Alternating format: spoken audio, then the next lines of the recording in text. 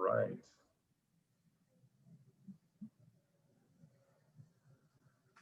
Attendees are starting to pile in, so we'll give everyone a few minutes.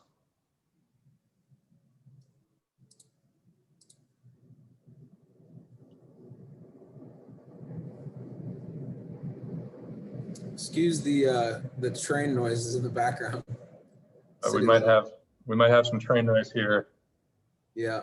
15 minutes too, but I'll try to mute when we get there. But welcome everyone. Yeah, I see about 5 people joining every 10 seconds, so we'll give it a little longer. So it's working. Nice. It is working.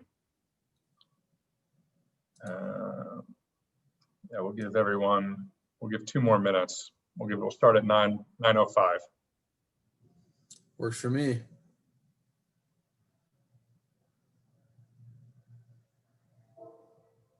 Yep, there's my train noise. So perfect. Getting it out of the way right before we officially kick off. What train you got out there? The Amtrak?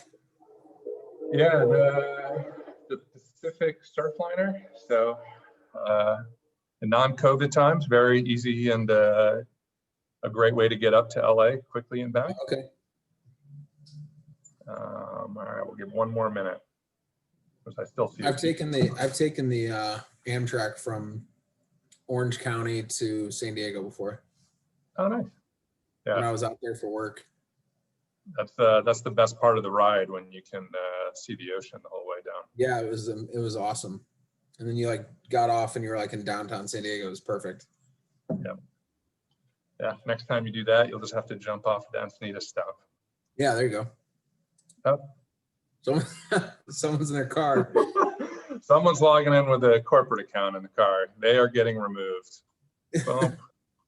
All right, look at that power. Like, of course, it was like someone from California or Texas. It was like beautiful weather. I was like, I haven't seen sun like that in like 3 months in Chicago. All right, let's see, we still have a few more joining in, so let me give it another few seconds, then we'll kick this thing off. Appreciate everyone bearing with us here as we allow some last minute attendees to jump in. I think let me see, it's slowing down now, so I think we're good. All right, well, let's do this. So we're going to go ahead and get started now. I want to start by thanking everyone for taking the time today, whether you're here live, watching our YouTube channel, or have downloaded Ad Results Media's amazing podcast On the Mic. I'm actually not the host of the podcast, but will do my best to keep our 5-star rating in place. For those of you that don't know me, I'm Steve Shanks, partner and CRO of Ad Results Media, and I'm joined today by Kevin Welsh, Senior Marketing Manager at Molson Coors. We appreciate the great feedback we've received following our IAB presentation and the questions you all sent in. Quick recap for those of you who didn't catch the presentation. Kevin and I focused on looking at the art side of podcasting and discussed the importance of authenticity and strong partnerships between the host and the brand. At the end, I called out that one of my favorite part of conferences is having the ability to have a Q&A at close. So that's why we're here today. We received questions from D2C advertisers already in the podcast space, wondering if Molson Coors views the advertising medium the same way they do. We have some questions from large enterprise brands that want to be in the podcast space, but are in need of some guidance. And lastly, we had some questions from networks wanting to make sure that they better understood how brands think, or maybe it's just so that they can better position their sales efforts. While I joke, I think that their questions from the networks will be very valuable for everyone and are worth covering. All right, well, I've been rambling on for too long now. So before we dive in, why don't we start with just an easy question, Kevin, and what are some of your favorite podcasts? Oh, that's a good question. You're always keeping me on my toes. So I think I spend most of my time with probably too much, and my wife would tell me this, way too much sports content. So my favorite podcast that I spend the most time with are probably the Bill Simmons podcast and Pardon My Take. But I try to diversify myself. I don't want to reveal myself from a political perspective too much, but I did get into Pod Save America over the past year or so leading up to the election. So that was good. trying to think what else. I really enjoy the rewatchables. And then I've enjoyed some of the other stuff, The Ringer. I feel like The Ringer has like a really strong breadth of podcasts. So have really enjoyed what they've done with the Bakari Sellers podcast, Ryan Russillo. But that's where I spend most of my time. I think I'm probably pretty prototypical in terms of your middle-aged Midwest white guy. A lot of sports, a lot of football content. But yeah, that's where I spend most of my time. Nice. Yeah, and it's only fair of me to share as well, although there's a part of me that with knowing that there's so many networks on here, don't want to single anyone out in particular, but some of my favorites, you mentioned two of them, Bill Simmons and Pardon My Take are two that I'm a subscriber of and I'm a huge fan of. And they're, as a sports fan, they're just must-haves for me. And also as a fan of comedy, I do love Pardon My Take, and they're just natural satire on culture. The other ones, I'll just call out a few others. How I Built This, for anyone who loves podcasts and hearing the entrepreneurial stories of many successful entrepreneurs that have had interesting paths of how they got there. Like, I highly recommend that one. Guy Raz does an amazing job diving in with each of them. And also for those who just want to kick back and have a good laugh, Two Bears, One Cave. Definitely not safe for work, so make sure those headphones are on. But a huge fan of that podcast as well. So one other interesting question that I think it's worth discussing on this before we dive deeper into some of the questions from brands and D2C advertisers is, do you skip ads? Or they want to know if you skip ads. I do not skip ads. I will say that I listen to all my podcasts through my iPhone. I really enjoy getting them downloaded right onto my phone. I'm not sure if anyone from Spotify is on the line, so it's not trying to offend you. I still listen to your podcast, but just through my iPhone. And so with listening to my iPhone, I do tend to use the one and a half speed button though. And so I find myself when I slow down to one speed, it sounds as though there's something going on mentally with the person speaking, because it starts to go so slow. So I do take advantage. I do listen to the ads because I like to hear the ad reads. I guess that's maybe I want to believe that other people are doing that too, I think, because I'm a big believer in the space. And so I do listen to the ads. I think especially in the podcasts that do a seamless job of integrating them into the content, I enjoy that. So, but I do take advantage of of the 1.5 speed button, and then Spotify does have a 1.2 speed button, which is even a nice, even better little like middle zone there. So I am a ad listener. What about you?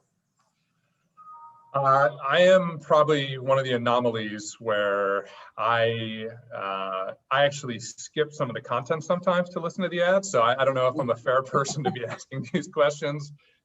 Sometimes I'll download a lot of podcasts and just try to skip and see, where they're delivering the ads. Like if it's mid rolls, like are they delivering it at 10 minutes in, 12 minutes in, 15 minutes in? I'm an advertising nerd where I find that stuff interesting.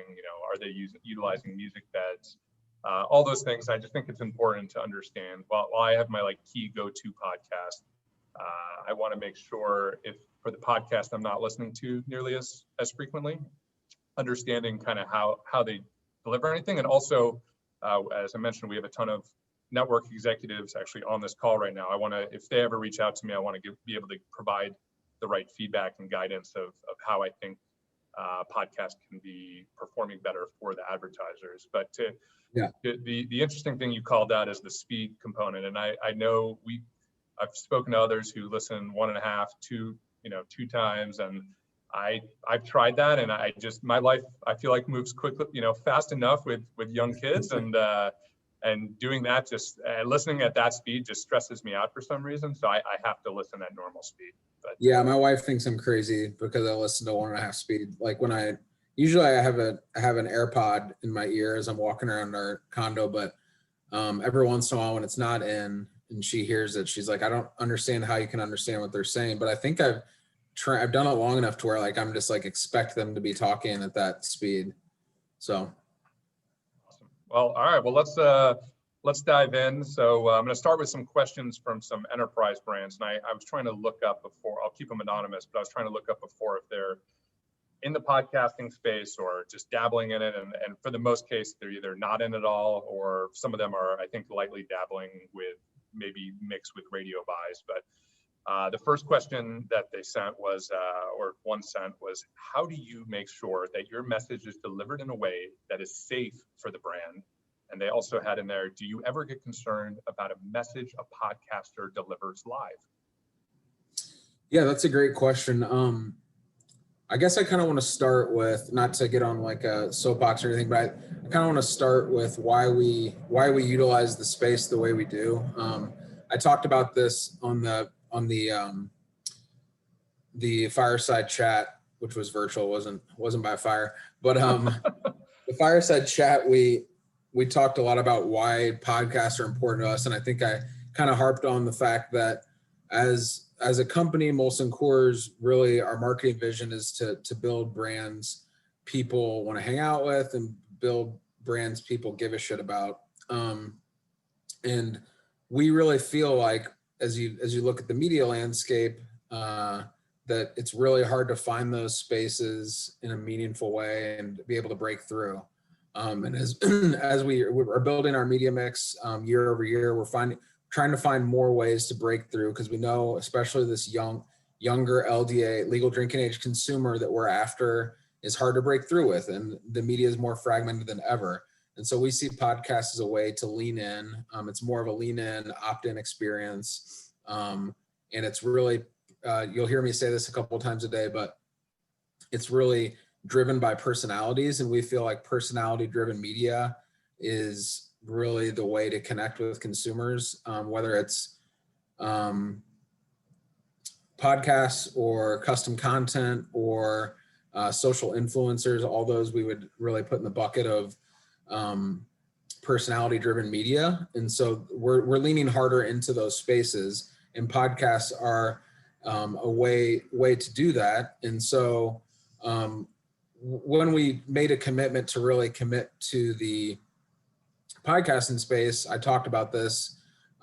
We wanted to find an expert in the space, and we wanted to find someone that was doing it better than anyone else from execution standpoint. And that's why we built our partnership with Ad Results, is because they were authorities in the space. They had muscle in the space from all across the different networks. And I guess what goes hand in hand with that is the answer to your question is, how do we know, how do we place our brand safely within that? And I think when you talk about personality driven media, you kind of have to have the understanding that you need to push your boundaries a little bit, but at the same time, Ad Results has done, and I want Steve to talk about this a little bit, is Ad Results has done a really, really good job of helping to navigate our brands in terms of like brand safety. They have a very stringent rules of the game policy that they employ across all of our buys. So we make sure that,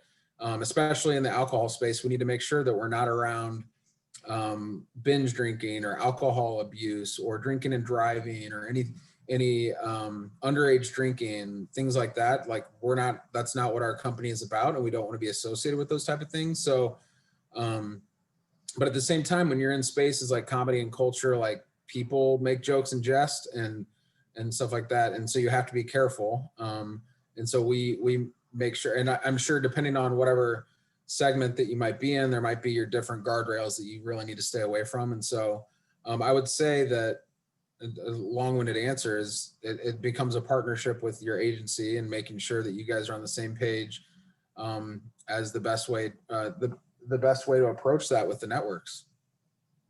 Yeah, I can't say it much better. So I'll just add a few details in there of how we manage those processes, and I'll give all credit to our traffic compliance and creative team and our media team as they work together hand in hand with all of these things. So you mentioned a few important things in there. First off is guardrails. I think it's important for any brand to understand what those guardrails are. Hopefully your agency or whoever is running the account understands the space well enough to provide that feedback to, if you don't want to be in politics, if you don't want to have strong language within something, if you don't want to have violence, like there's all of those things are areas that the teams need to understand and need to make any brand aware of before diving in. Because to your point, some podcasts have very crude language, and we have plenty of clients that are perfectly okay with that, and they're not necessarily concerned with it, and others who want to stay as far away from that as possible. So it's first understanding the guardrails. Then from there, it's taking it a layer deeper, which you mentioned for Molson Coors in particular. You guys don't want, if underage drinking, we want to make sure we're staying away from.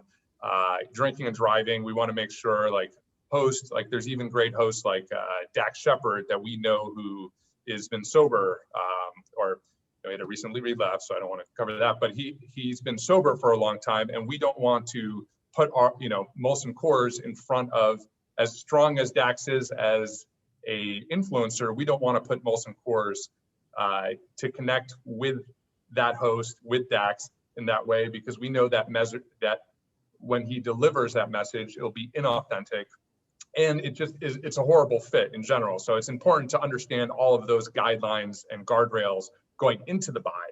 Then once you're, and I think the other part of the question was, do you ever get concerned about a message a podcaster delivers live? Yeah. Which is also just an interesting question to think about. Is podcast, pod is play on demand. So, there's technically never anything live, but I understand they're saying it within stream of thought. And sometimes when, some podcasts will edit things, some podcasts won't edit things. So I think that's probably where that question comes in. And again, I want to give a shout out to our traffic and compliance team that, listens to every single spot to make sure we're identifying all of those things. Is it brand safe? And not just that, but we want to understand on the media side, if we're contracting a 60-second live read, like, is that spot at least 60 seconds? Are they making, if in most of the cases we're utilizing endorsements and we're utilizing influencer in that way, like how's that endorser, utilizing that? And the feedback loops we create, because again, the networks who are on here and the podcasters want to make sure that we have that feedback loop so that we can get this, because the more connectivity that we have, everybody wins, whether it's, the brand, the network, us, like everyone wins. So it's how do you make sure that you're driving that? So again, our teams do that. So it's, giving them all the credit, but, happy to chat through all that with them. So. Yeah, for sure. And I one other thing I want to add on when you talk about the live thing, I think that's part of, like, when you talk about personality driven media, there is a little bit of a leap of faith that you understand that you're going into a little bit more risky of content. And it's what that risk is different depending on your brand and your company and whatnot. We've helped establish that, and we're still working through. There is still some gray area that we work through with ad results, but we trust the partnership, and we're working through that. I think one thing that I always try to keep in mind is that the people that are tuning into that content are opting into it. And so when you talk about play on demand, like, podcast is really an opt-in. It's not like it's being blasted all over the place and like a TV spot or something like that.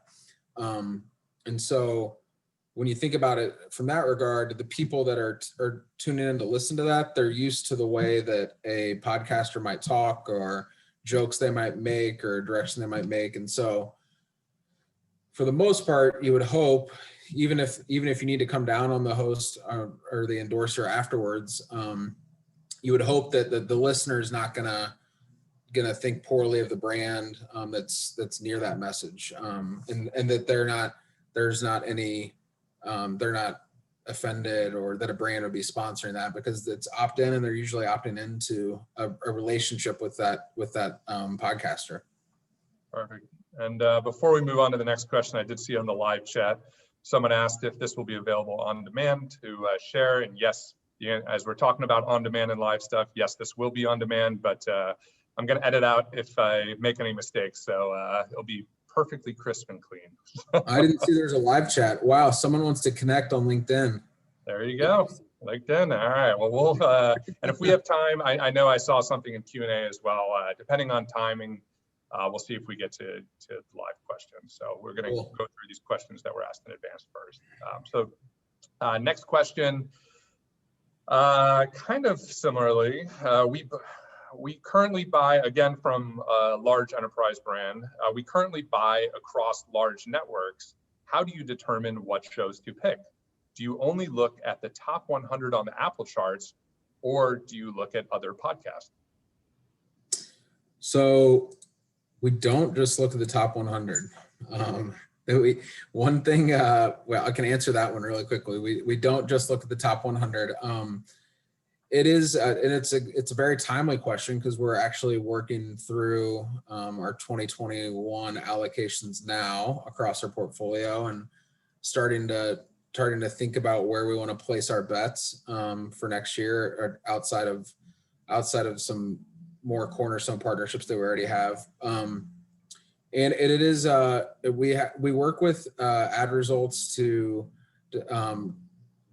really build our plans in a strategic manner. So it starts with our brand brief, and we really lay out for ad results what our key pillars are for the year, what our brand triangle from a messaging perspective, what's our brand, what's a specific brand that's all about, what that brand is all about, and really try to lay out for them, here are the key timeframes throughout the year that we want to win.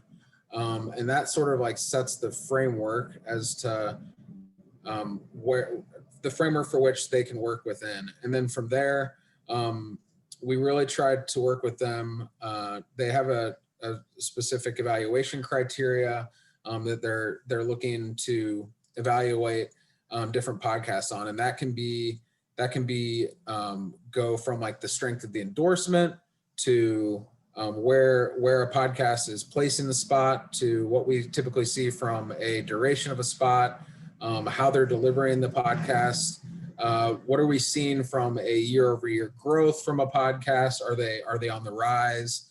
I think ultimately, like the top 100, while that's cool, I think we definitely look at podcasts on a spectrum, and you're going to have a mix of the large podcast, at least from the way we look at it and what we're investing in the space. We're going to have a mix of large podcasts, more middle of the road podcasts, and we definitely see podcasts as a space to reach niche interest. And when you talk about niche interest, like look at a brand like one of our seltzer brands, like Vizzy.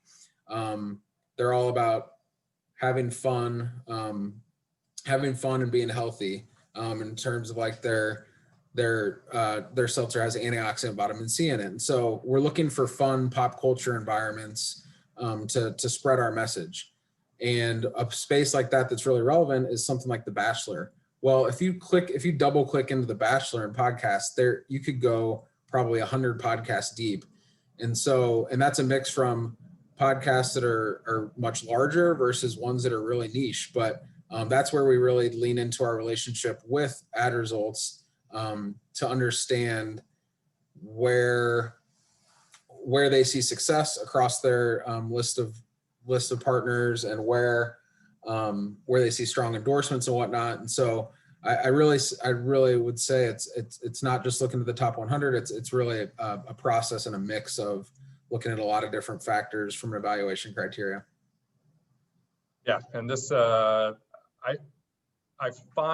hear this question a bunch, and this is not only, it's interesting because this one comes from an enterprise brand, but I hear this from D2C brands or anyone who's jumping into the podcast space of, why don't I just buy top 10 on the Apple charts, or why don't we just look at the top 20 of the Apple charts, or anything along those lines. As a quick reminder, or for context, there are over 1 million plus podcasts. Now, granted, most of those are so small that, or not applicable for ads or live reads, or just wouldn't have the scale that most brands or advertisers looking in the podcast space would want to be on, unless they did it in a different programmatic way with a produced read. But like, as we're talking about host reads, additionally, like some interesting stats that just came out, it was either this week or last week, like Apple now for the first time ever represents under 50% of all listenership, and it's 47% to be exact. And Spotify now is nearly 25%. So in a few years, if we get the same question, it may be, are we looking at the Spotify charts, to the top 100 Spotify charts to purchase podcasts? And I think it's important to know that, and you kind of covered off on it, Kevin, like there's a bunch of different inputs that go into it. Like having scale is very important. Having strong engagement with that host and that audience is very important. And maybe the charts, partially tell that story.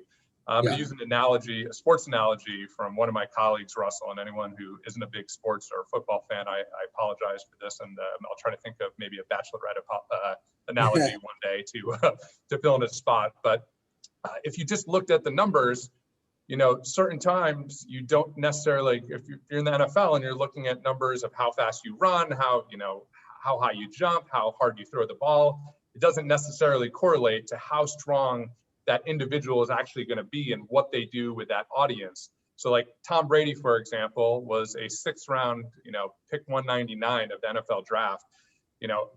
If you're only focusing on the top of, certain set of numbers, you're going to miss out on the Tom Brady's, the Russell Wilsons, the Aaron Rodgers, all of these great, I'm just naming quarterbacks, but you're going to miss out on all of those top choices. So for us, yes, it's an input, but it's definitely not something you should be relying on. And I won't even get into how some shows, I believe, and networks are gaming some of the system there. So like I wouldn't focus too much on what's at the top of the charts.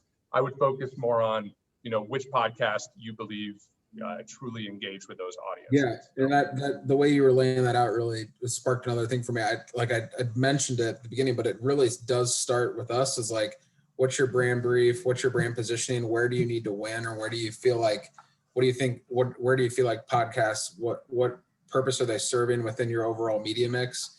I was just thinking, like, we're working with you guys we're launching, we're now Molson Coors beverage company. We're not only alcoholic beverages. We are launching, for instance, a probiotic seltzer water, and it's a DTC brand. It's called Huzzah.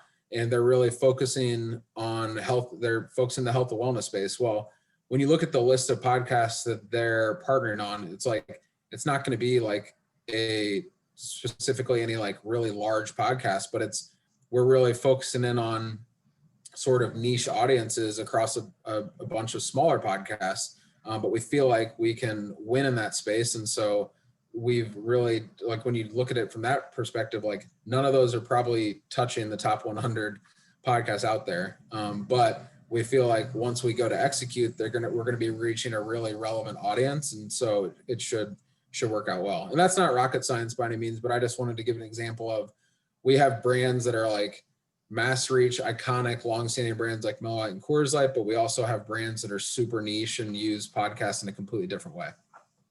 I think that's an important clarification. Yeah. Instead of continuing down with all these, because I have them all listed out from brands, we'll go to a D2C question. And the way that the question was asked is so perfect, D2C performance, like direct response of like understanding every little nuance of measurement. So I won't go into how the exact question was phrased as it gets into the very nitty gritty, but essentially one of the follow-up questions to that is, some of these D2C brands, and I think others, maybe even networks as well, think that performance may not really be that important to you. So how important is performance to you? We don't care. We see podcasts and we just want to throw them. No, I'm just kidding.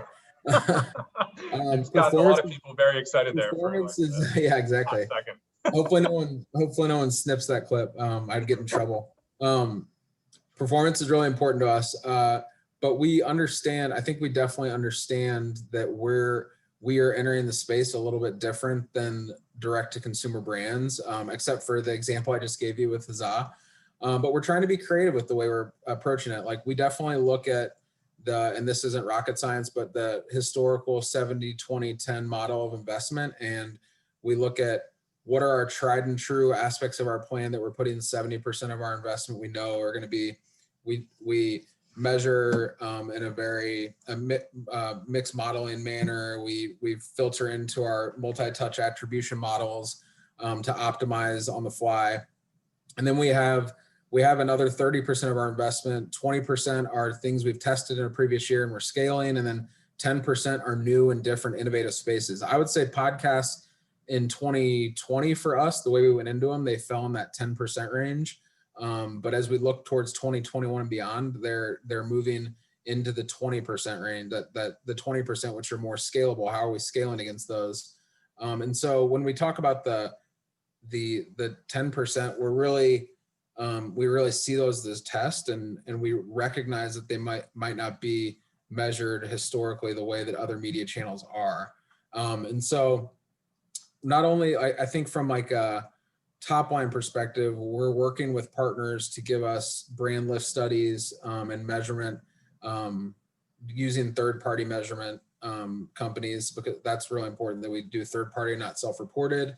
From a larger brand tracking perspective, and it's not really in real time, but we're going to be filtering in podcasts into our overall mix modeling to see specific ROI we get against podcasts in comparison to other media channels. And then like lower down on the list would be a brand lift study through that actual podcast network partner.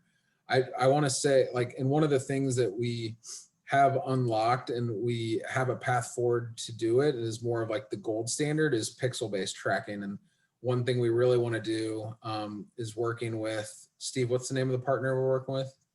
Or do we want to say it? That's all right. We can say it. Podsights. Podsights, I think it was. Podsights is we want to.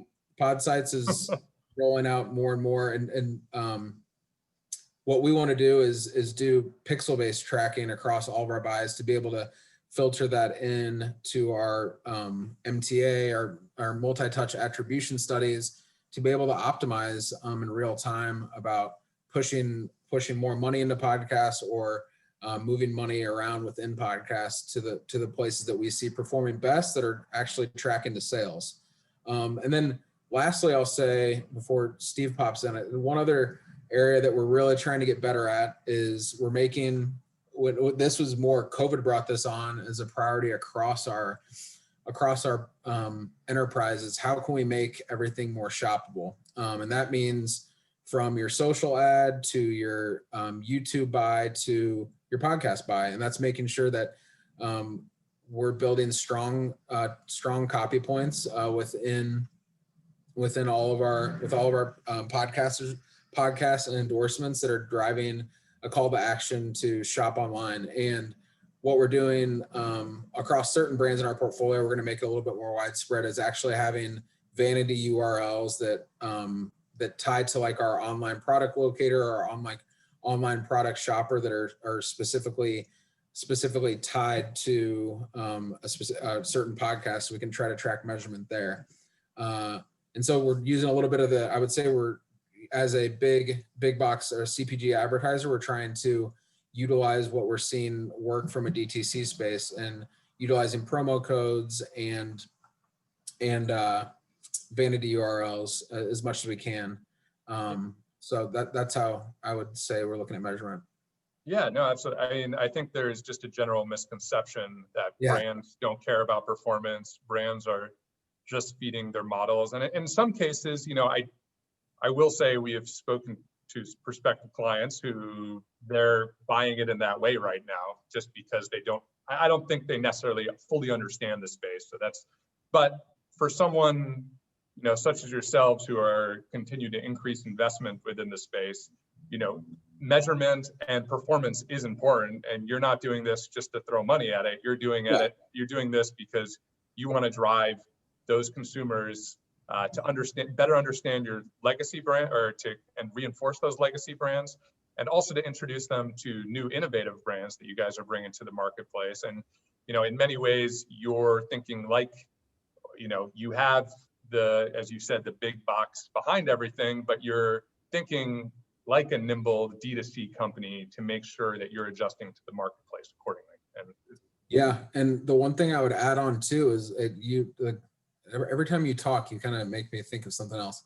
But the performance piece, like I was talking about, like how we're trying to track it back to ROI or sales or whatever, but like we lean on ad results pretty hard in terms of like, are these podcasts like delivering on what they promise? So they do a great job. I think it's back to probably your compliance and traffic team, or you can call out who does the work, does the magic, but every single spot that we run across every podcast is graded. And we find out, or we get a report back, or we have the option to go in and listen to every podcast read to see how an endorsement was, how does that rate on our overall scale of endorsement.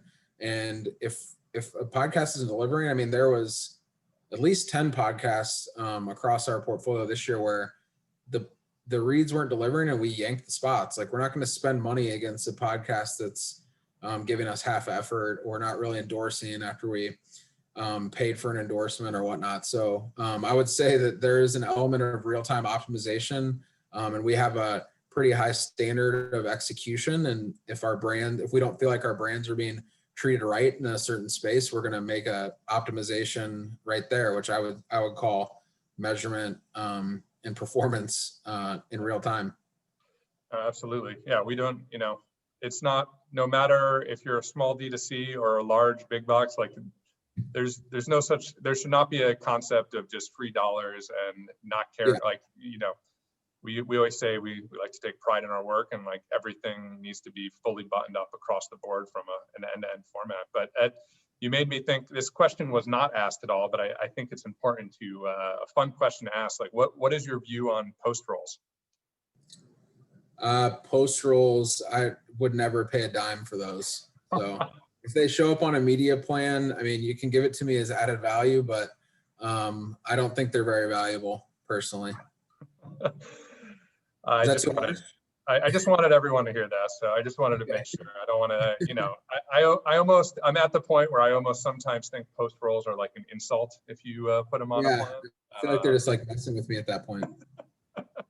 But if it is added value and you want to throw it in, I think I saw a recent article that, for those who fall asleep on a train or something, and they kept like, that's who hears the post roll at the real end and like makes it to the end. But otherwise, yeah, I'm interested. I am interested in this. We don't even need to talk about this right now. It's probably more of like a one-on-one conversation, but I'm interested to hear like from like a expert in the space that ad results is, like, what's your guys' perspective on, is there a sense that because podcasts are becoming, you mentioned there's a million podcasts, and with that, consumers are spending more time with them and advertisers are pushing more dollars there, is there an element that we're seeing that endorsers and hosts are getting fat and happy, and like they're not putting as much value into those endorsements that they maybe once did? I don't know. I'm curious in your perspective of being there from the beginning versus where we are now, because I think there could be a place where they're like the bubble bursts in a sense, and advertisers are like, they're gonna, it's not gonna burst, but they're gonna be a lot more choiceful about where they're placing their dollars in the space to place them with hosts and endorsers that really respect their brands and give them the quality endorsement that they're paying for. Yeah, that's a great question, and I think it's worth diving into right now. So, yeah. So it's a complicated answer. I don't think so. At the real beginning, like real beginning, and Russell or Marshall, both partners of our firm, can go through some of these stories. Some of these podcasters, like Adam Carolla, were recording out of garages and would do 3 to 5 minute spots, and like we're doing handshake deals and doing everything they could to drive everything. So, at the real beginning, like it was truly the Wild West, and I'm sure a lot of people cared, and I think even some were doing it for like going to like an Adam Carolla, or some comedians like Bill Burr, Joe Rogan, like they were almost doing this more for fun and to be better at their craft and just because they enjoyed it. And I don't even necessarily believe in many cases that a lot of them were thinking about the monetization point at the real beginning. So fast forward to today, the host, and I'll just talk about the host read ads versus kind of throwing in producer read or any of those things, or programmatic stuff or anything along those lines. Like I do think in general, from us seeing the host all the time pre-COVID, I do think all of them are fully bought in, understand the partnerships, at least the ones that we're putting dollars into feel that way and believe that and like think that way. Now, what will be interesting is, and this is probably to your question, like we're seeing a lot of dollars flood into the space, with Ringer, with Joe Rogan, with others. I won't name them all off, but like, yeah, I do think they still take pride in their work and therefore are going to try to deliver, an excellent ad read. The question will be when we look back at everything, and if the proof is truly in the, the pudding, as we look at the results and reflect and listen, as you mentioned, like we listen in all those spots. Let's use Joe Rogan as an example. Like Joe Rogan is still giving 2 to 3 minute ad reads right now. And, again, I think there's also probably the question that something maybe there's never too much isn't enough for anyone. So like, I do think, but like, so I think they all know what got him here. I think they all take pride in it. And I think if anyone falters from that, we'll see that in the numbers, and then we'll pull ad dollars away. So like it's, we want to build those long lasting relationships, it's not even just relationships, it's long lasting partnerships. And we want to build upon those. And we want to do it in a fashion where the host knows that they're taken care of appropriately, where the network knows that they're, and most importantly, like the advertisers or the brands, like know, and they're getting the value out of everything. Like we have some clients like stamps.com that have been on, different podcasts for nearly 10 years now. Like, those relationships and partnerships really mean something. And we need to, make sure that it's being done in a way where they're not being taken advantage of for their trust and loyalty from 10 years ago. And I think when we look at 5 years down from the space, or 10 years from now, when we look at Molson Coors and look at all of our clients, we want to make sure that no one's being taken advantage of in any way from being there and being investors in that partnership early on. Yeah, and I think that's why it's really important that you have a partner that you trust in the space and you're activating it, because we have a lot of different media vehicles that we're executing on, measuring, optimizing, and so having a trusted partner in the space that is keeping an eye and grading and optimizing throughout the plan is really important, I would say. That's kind of why I asked the question, to be honest. Yeah, absolutely. Being able to keep it honest and not just like continuing to flood money in places that you're not feel like you're getting the most value is just foolish. Yeah, and the great news for all of you brands and advertisers out there is that the supply is, I don't want to say endless, but it's just coming in at such a rapid pace that there are so many great options. So you don't have to feel like you're getting stuck or cornered into a single, a single podcast or a single like unit, or however you want to think about it. So it's very beneficial for everyone. So I know we're starting to run out of time, as crazy as that sounds, but going back to one of the brand questions, then I can dive into some questions from the networks. As we know, they're staying here till the end, so we can save them for last. So one of the brand questions that we received a few different ways, but is it easy to have your AOR work with other agencies? That was it. That's it. That's the question. We received it in a few different ways. I wanted to simplify it too.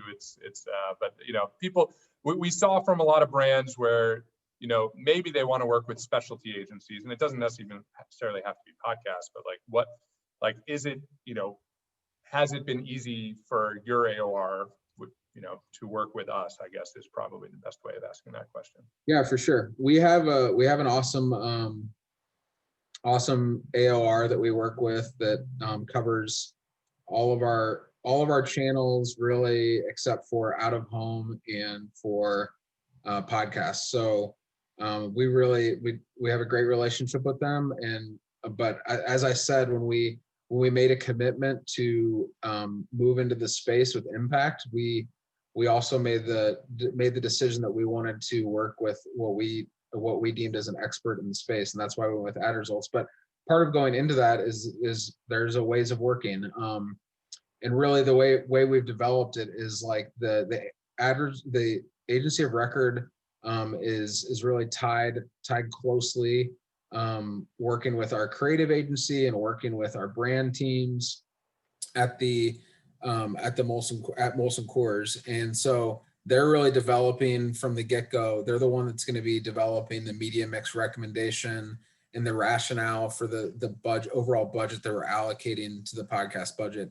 And it's good, I guess, then you'd ask the question, well, if they're not controlling it, would they allocate less to it? And the good thing is we have a little bit of a safety in that regard. One, we trust them, and we don't think that they would, they're going to build the recommendation that's best for the brand. But we also have the safeguard of, we have an internal media team at Molson Coors that are subject matter experts and working right alongside the brand teams.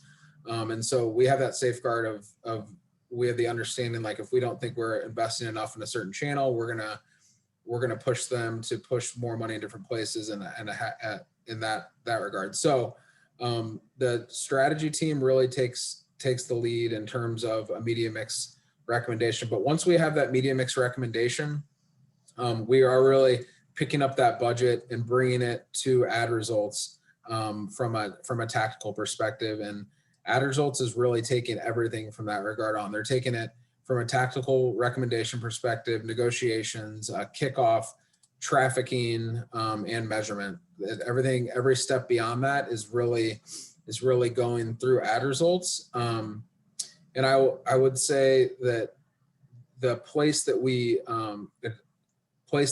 really we've kind of dipped our toe in the water this year, and we're in a couple of different areas, and that we'll probably be pushing further into next year, is how do you do those 360 content partnerships. So what we really see from that regard is we're gonna have whoever has sort of we feel has the strongest negotiation or stronger leverage with a particular media partner or network, that particular agency would lead the negotiation. And then when it comes to actual tactical execution, ad results would handle any podcast or audio portion of the buy, and they would also handle extensions. So if a podcast has a social extension or a YouTube channel that's a direct, like, that we're running pre-roll in or something like that, ad results would handle that portion of it. But anything beyond, like a pre-roll buy or anything, a custom video content, things like that, we would lean on our agency of record to execute that. And really, that's not to say ad results couldn't do that, but we are already paying, we're paying FTEs at our agency of record to execute that. They have a really strong process in place and things like that. So that's how we're executing and having that partnership between the two. And it's worked out really well so far. I would say I would be lying if I said I wasn't a little bit concerned about going into it, but that wasn't on either of the agencies' part. It's just a little bit awkward, but it's worked out really well. Yeah, no, you put it perfect. Like, it's interesting going into it because you don't know exactly how all the personalities will play, how everything, and like at the end of the day, we need to make sure it's easier for you guys. Like, we don't want to make anything harder, add extra time. And your AOR has been unbelievable partners with us, and it's, you mentioned the safeguards in place, but like we all communicate and are able to share what we need to share with each other internally to make this a very simple process. So like I would recommend your AOR to others if they need recommendations, but working with them has been fantastic. So I think that's a good call, because I think a lot of brands are nervous about ever using any specialty agencies again, whether it's podcast, out of home, or anything. So, all right. So we're quick time check. So we're under 10 minutes left. So I want to make sure we're getting to some of these questions from networks. We'll start with this one because it's actually a perfect tie into your last answer as well. And this is in reference to the conference. It said, I heard you mention the 360 element during the Barstool portion of the conference. How valuable is that 360 component in determining which podcasters you want to invest in? That's a good question. And I would say I've had this conversation with my team a couple times in the past week. the more like when we talk about personality driven media and the stickiness and authenticity of partnering directly with a personality that has equity with the consumer that you care about, like that's what we care most about. So whether that if that that particular person is strongest only in audio, or that's where they have their strongest audience, we're really only going to partner with them in audio. I think a good example of that, and this isn't to say Bill Simmons isn't strong in video or anything like that. He is strong in video, but he doesn't have like a Bill Simmons show, like social channel or video extension, or doesn't do on-set integration and things like that. So we really focus, that's like one of our bigger partners on our podcast plan, and we focus only in audio with him. But if we want to extend into 360 wherever those partners are relevant in 360. So if you have the social audience and your show has a social audience, we want to extend there. If you're filming your show and people are going to YouTube to watch clips of your show and there's an opportunity to integrate on the set, we want to be there.